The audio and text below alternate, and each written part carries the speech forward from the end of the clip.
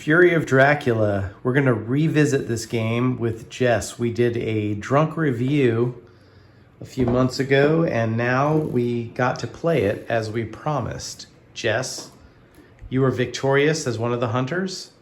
What are your thoughts now? You were against it when we first talked about the game. Yes, I would like to issue an apology to Count Dracula. Our previous video, I kind of dogged on this game a little bit. Before this one, I believe I played this game 3 times. And this afternoon was the first time I actually enjoyed the game. But I enjoyed this game quite a bit. And part of it, I put on the fact, when I played it previously, was the people that didn't know the game very well, which really bogged it down. It's already a long game, and haven't even drank my beer yet.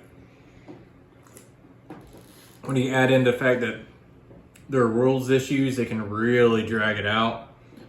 Before, I felt like there was too many moving pieces compared to games like Whitechapel or Whitehall, where it's very straightforward deduction. But having played this one, I kind of like the fact that you can find your enemy, but not instantly game over. Like, we found Rob almost right out the bat this game, but the game ended up going for like 5 hours and ended up still being really intense because we couldn't actually put Dracula away. In fact, Dracula was beating the hell out of all of our adventurers every time we tried to confront him. But I guess my point is, like, with Whitehall and Whitechapel, the entirety of the game is deducing where the enemy is. Right. And I think that's fine. I think that's a really elegant and really simple or really direct game type. But this one, where finding Dracula is only half the battle, is kind of interesting. And I do think it's a little bit easier to track Dracula than it is to track Jack in Whitechapel. I agree. But the fact that you then have to, okay, well, how are we going to take him down now? You have to coordinate that part of it too, adds a little bit. And the combat did not distract as much as it had in previous times playing this game. I felt like it was a little bit more intuitive and flowed better. And again, I think that's a mix between us knowing the game better and just having a better group. And I feel like the game has been streamlined a little bit. I don't know the additions well enough.